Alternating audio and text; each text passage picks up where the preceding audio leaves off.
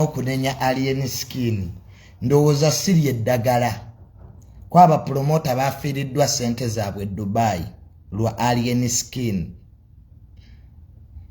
tiketi ezayina okutwala omwami ono alien skin yatuuka byonna n'abikyusa mbwe yayagala kutambulira mu business class n'emukwano gw'emmiki ebitaali ku ndagaano which is okay. Ba promoter ne bafiirwa kumpi tiketi zokka z'abamazeeko obukadde 16. Omwami ono sebo yatuuka alien n'agamba ba promoter bamwongeremu kasente okuva ku ndagaano gye baali basayininze byonna baabikola. Nekyagenza okutuuka nga ba promoter b'e Dubai banyiivu olw'empisa z'omwami ono alien skin ezongedde okusiiwuuka. Alien skin ekyamazima ddala yeetaaga abanaamutuuza wansi bamugambe nti alien skin byokola bya kisiru.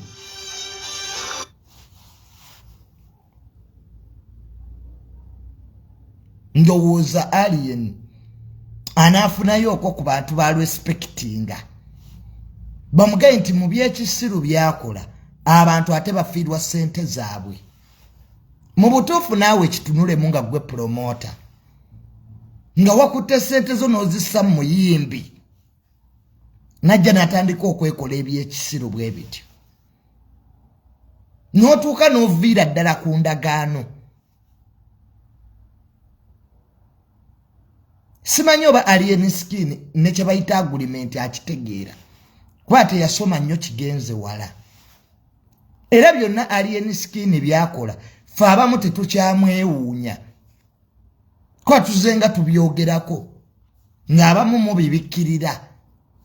Junior ava ku muyimbi waffe naye bugenza okutya ku social media ekyamazima ddala nga buli omu avuddeyo okuvumirirwa ebikolwa bya alien skin. Era kyaga amazima ddala alien skin ajja kugwa mu bbanga eritali lya wala kubanga waliwo ebintu omuntu bye yeekola ng'olabira ddala bya kisiru bya kyana kito.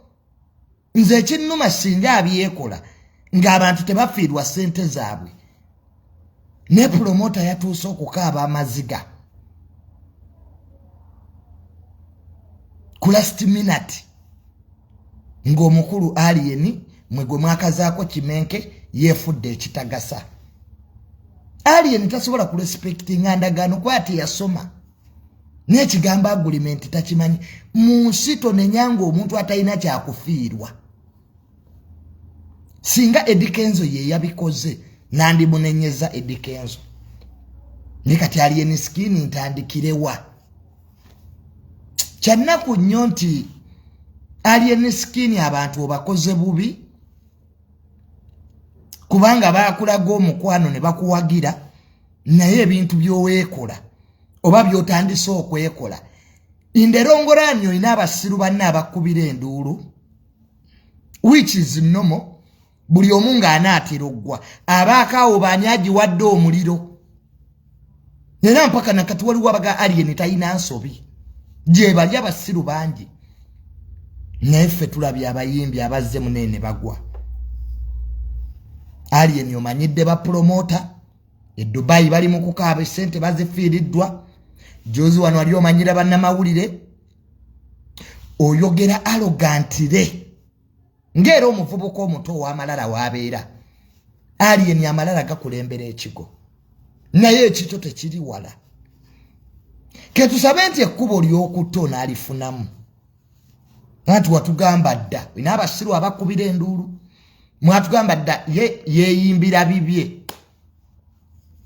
naye abantu ne bakusasula alien up to zero balance n'otuuka n'oyongezaamu ne ssente n'ekivulu kya buddabe waganya okulinnyayo gwe toyimbira bantu batono naye nga contract yeegamba ki okuyimba contract.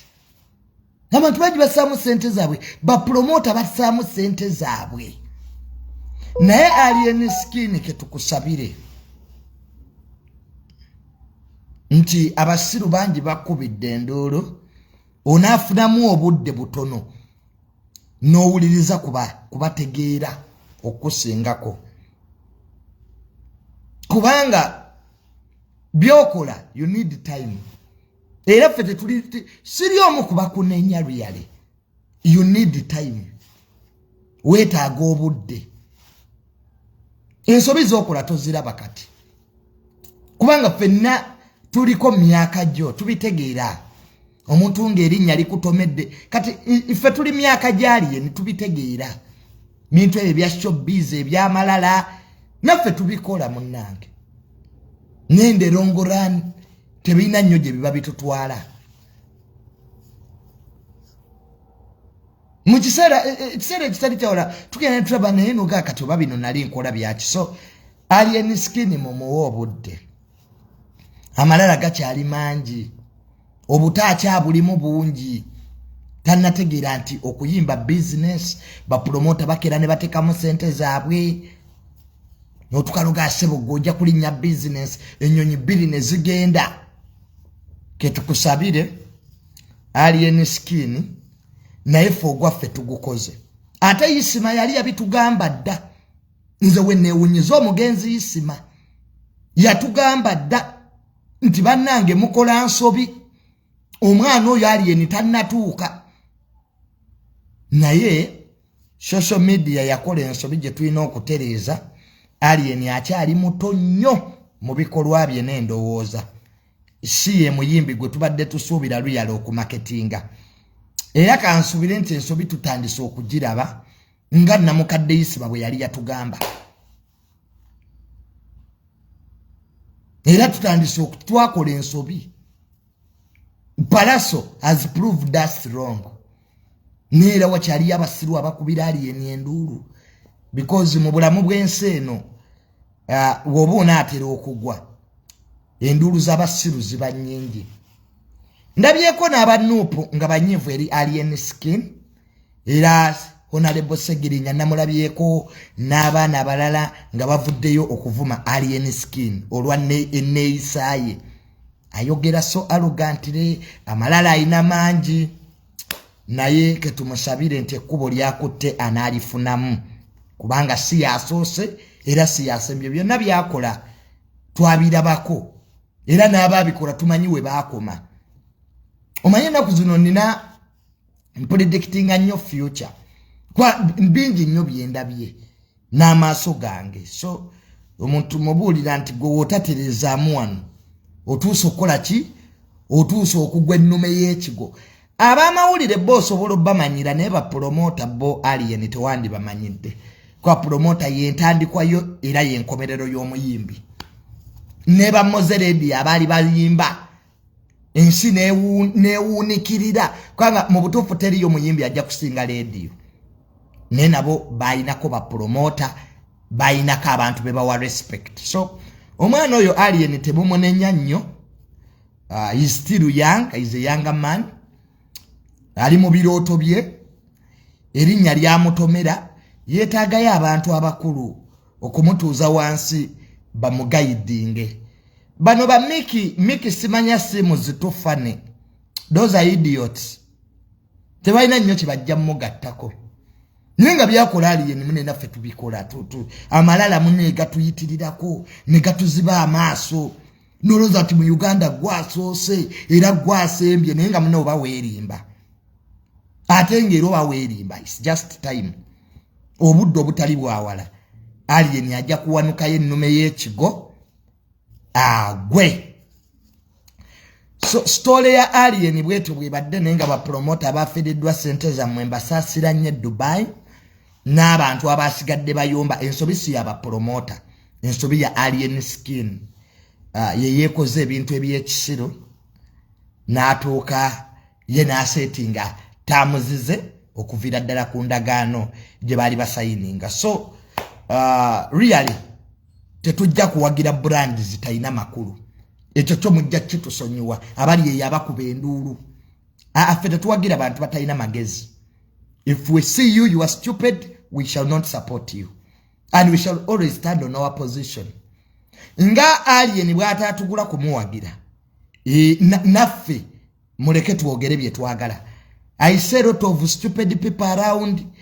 Mulowooza alien asose ebyekisiru agenda abikolere ku pages zammwe. Face mayali yabitugamba dda. So actually we are seeing we made a mistake and social media and the media have to correct that mistake. Alien twamuwagira nga tannatuuka. Akyalimu obuto bungi. Amalala gakulembera ekigo. Neto sobola kufiiriza bantu sente.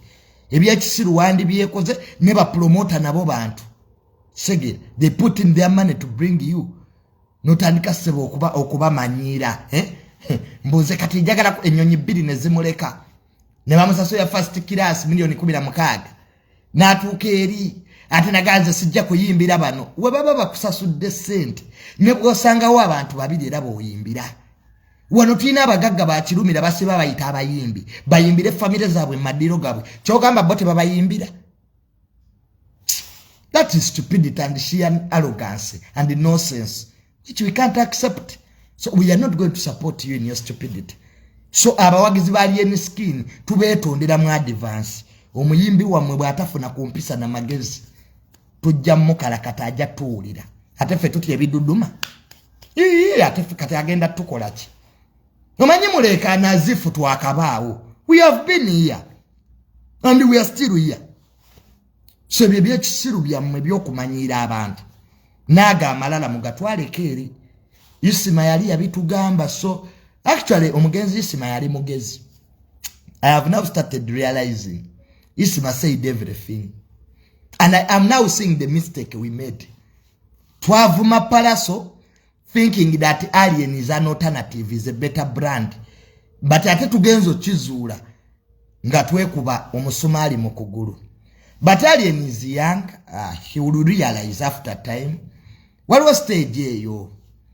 Stage eyo ebeerawo ku buli muntu eyakafuna erinnya Segera. So we pray that he gets some common sense. N'ategeera nti abantu in the process they are losing a lot of money. Abantu basasula tickets zaabwe because music is about money. Segera waliye yabateekamu akasente. So ba promoter tubetondera because in a civilized world we must teach people how to respect agreements.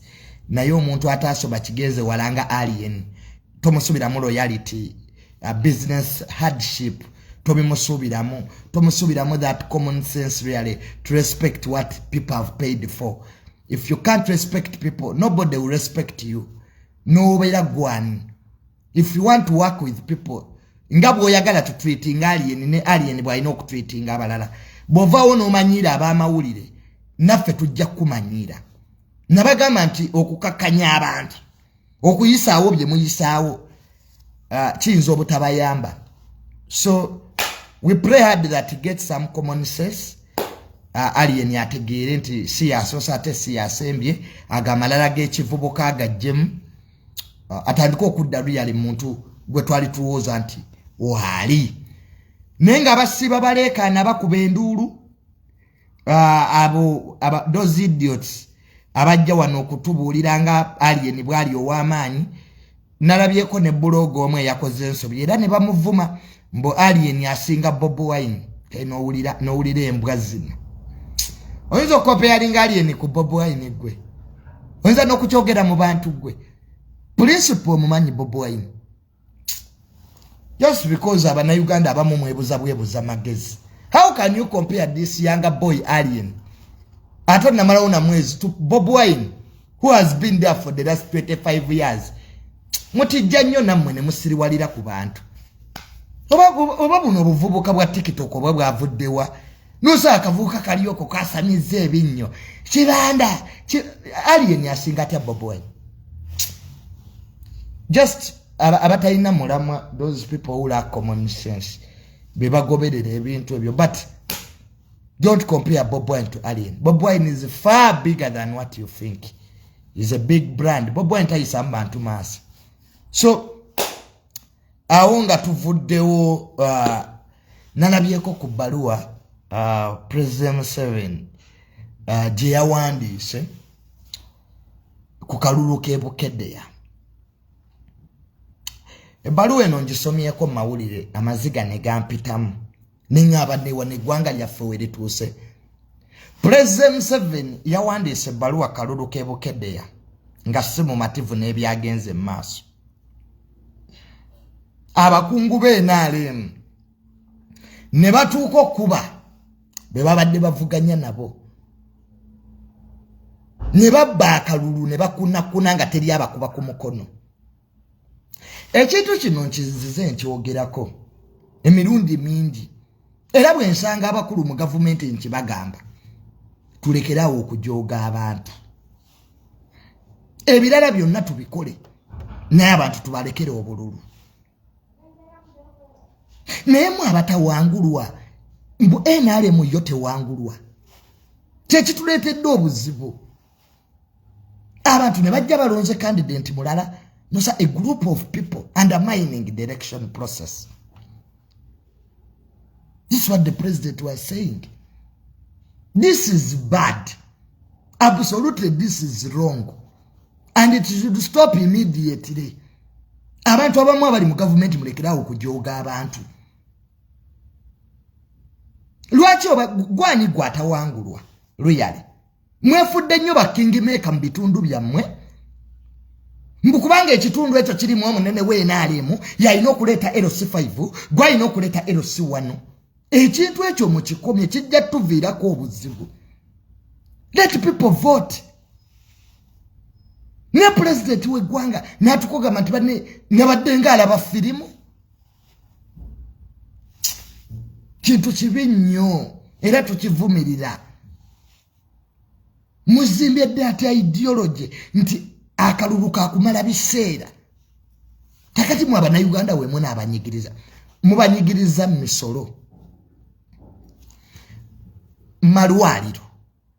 Nemo kalulu nawo mubanyigirize. Mulimba nnyo weddeko.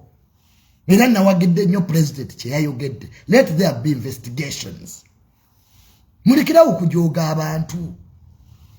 N'abantu ne president ebitu ne mukwata omuntu ku election de ne mumukuba. President wegola n'atukoga nti how can the voter turn up be 82 ate nofuna 92%? Really? Kugamba waliwo ebintu mu ggwanga lino byolaba n'otuula wabbali n'ogamba oh my god, oba we tunaaba tetukyali mu buyinza ensobe eri tulowooleza ki? Banne tweddeko, mbabuulira tweddeko. It's very bad. What the president was saying in his letter is very bad. It's even shaming. But ebyo byonna bivudde ku king makers. Omuntu n'aba ne ssente mu kitundu ayina obuyinza n'ayagala aleete buli every structure mu kitundu kye. Era baba bamuwangula ensi ekoma. It's very bad. I don't agree with that totally. I have never supported impunity in my life. I support you on principle. This is our country. Which example are you giving to the others? If we can do that, Nemukama president n'abavaamu na eno firimu yennyini gye twabadde tulaba. It's very bad. Mulekerawo okuviolating obululu yale. Twagenda mu nsiko kulwanirira democracy nga mujja mukola ebyo. Nemukuba abantu nemukwata opponent bamwe nemubayuza amasaati. Look at the ekifaananyi ekibadde mu New Vision. Esaati eyulise. You people, let us pray for this country. Let us pray. I'm talking as a Ugandan. It's very bad. That image was totally wrong. You can't beat up people direction day. Toiza kuba bululu bwotyo ngate voter turn up ontini ate mwemwe wadde kugaba. No, something should be done to stop those people. Manyi waliwo kati abantu abalaba nti eggwanga lyabwe. There is this entitlement gender ba buli omu yeeyisanga bw'ayagala. And big people, by the way, big people. Abakola ebyo si batono. Very big people. mulimba abana Uganda atete twandi bayisiza mu maso kutukawo yes kala abana Uganda tubajoze tubavumye buli kimu but some things tetwandi bikoze naddala bikwatagana ku bululu kuba eggwanga lino lyatabuka mu kalulu ng'obota byakalulu naye akati namwe bwe mbavuga ati mutemuwangulwa accept what people have said. So nebaza nnyo president olw'okuvaayo n'ebbaluwa eyo to distance himself from such impunity, and I pray that the NRM party will investigate this matter to the core and the people who are involved should be punished. They should. So this entitlement, this privilege that some Ugandans,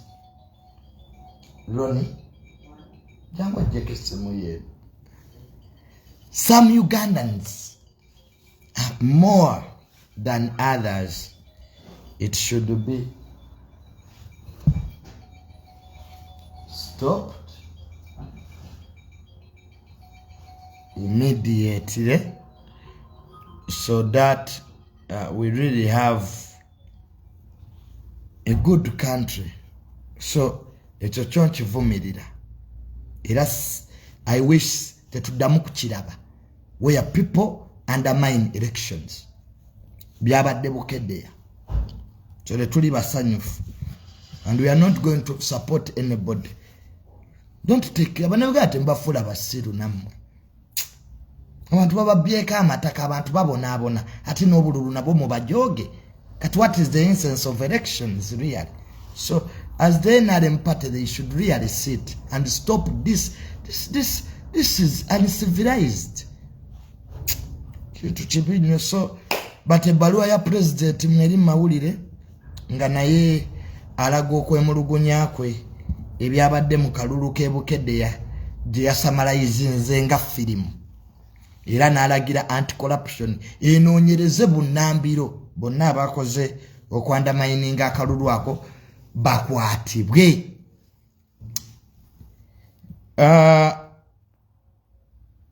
Zali gye buvuddeko awo mukwano gwange Zali promoter we Sweden we Tanzania yali amufuukidde ekizibu.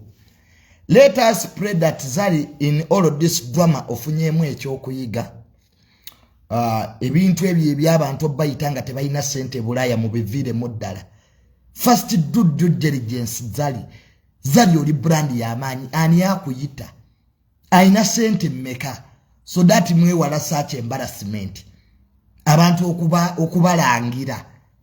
Nera Zali you should now get to know shegere ebintu ebyo bupate pato bw'ekisiru buviire mu ddala Zali pate z'olidde zimala nekiri ekipromota ekitanzania ekitalina ssente n'oluzungu tekirimanyi kyali kikuyita okoleki kyavola banga nammwe mutukola bubi ne mutuleta bintu byammwe tuba defending naye nga nammwe you have a role to play.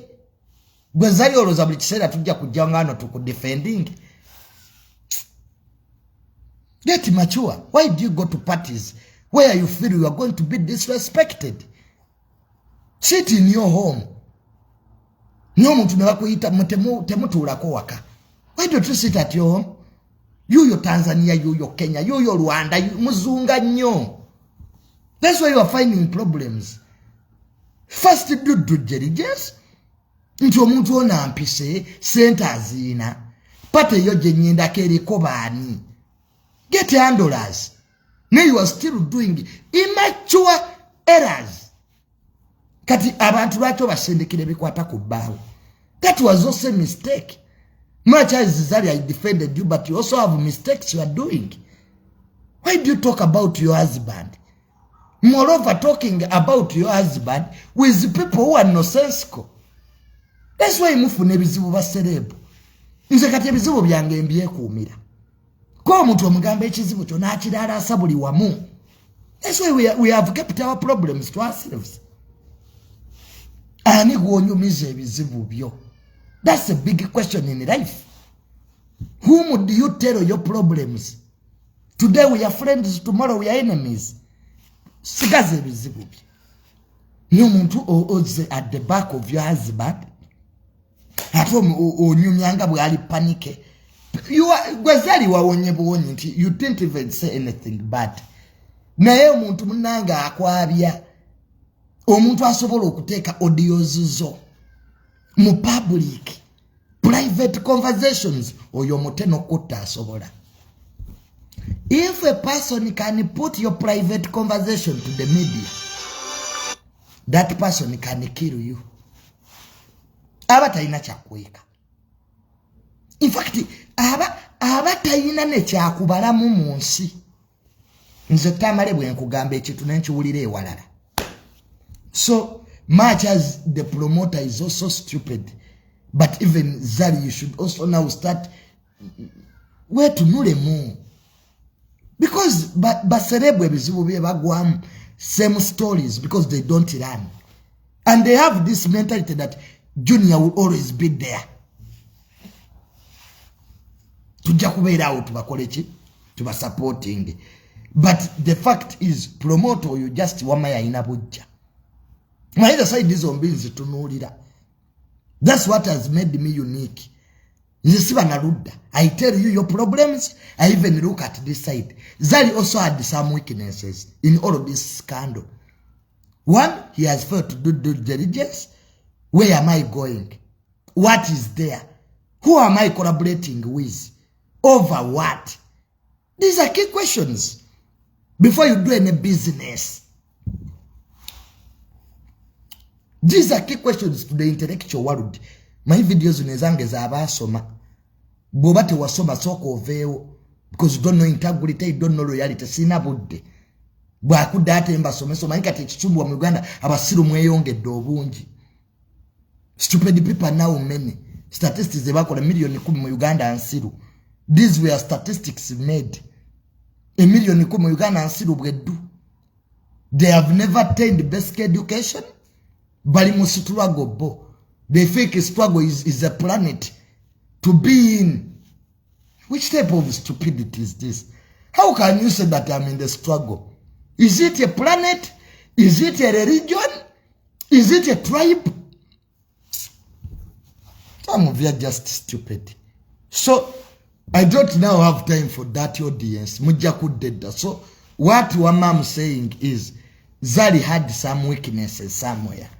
When you look at that scandal with open eyes. But the promoter made one mistake. Promoter is okay about the motive. But mistake is yakoze kuvuma Zari nti malaya.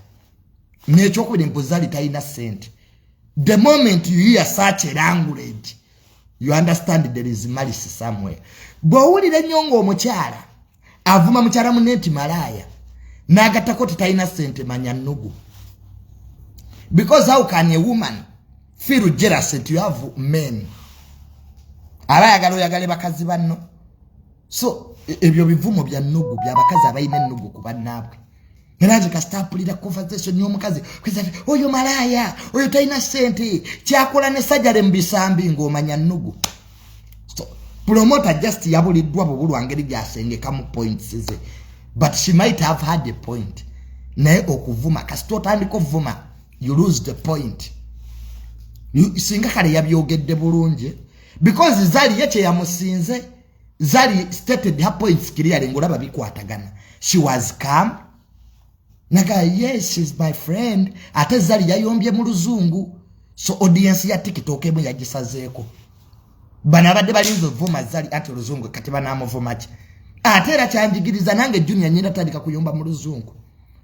Waliwo audience jobo osazeeko. Gorera byeko abana ba TikTok nga bogera oluzungu. Gorera byeka abana be Saudi Arabia nga baluogera. Era bagala byabuwe mukati buli woyomba mu luzungu bye bakuvuma biba bitono kati balutegeera. Bwana afunira interpreter amuvunulire. Yomba mu Luganda olabe natasenya manya akuddamu. So Zari, you taught me something that I have realized English. If you quarrel in English, you get what you want because very few people respond. Alien skin ekimuwagiza inayo oluyimba lw'oluzungu. So all idiots can understand him. And it's a common currency, by the way. Luganda has become a problem too. Nayenga ebya zali bwebityo byowe biri. She needs really to know her friends. Tegera zali tegera bakwanobo. Abantu bune bayizo okubeera nga bakwesizaako nenga si bakwanobo. Tegera balinze kusabula. Tegera so wegendereza ani go wa conversation zo. Be very careful. Tegera kwani go nyumya naye so that you can really have peace in life. Nenga lutaya shakibu omanyirwa ati mpagira nnyo yobba wazali ayino Luganda kuyisima. Omugenzi isimanga tanafa yandekera abantu basatu. Asooka ye Hajjati Kulusumu yamundekera nangamba buli ekituuka ku Hajjati Kulusumu vaayo owokubiri zali kubanga Shakibu ayina Luganda ku jjajja isima.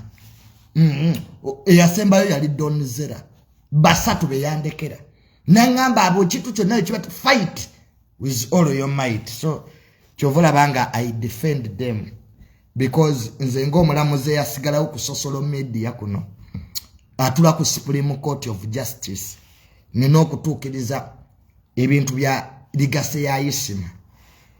So zezo story eyali eniskini njogedde yeddeko ku mpisa ze amalala n'okufiiriza abantu sente tebijja muyamba abo ba make simu zifani those idiots will not help him too.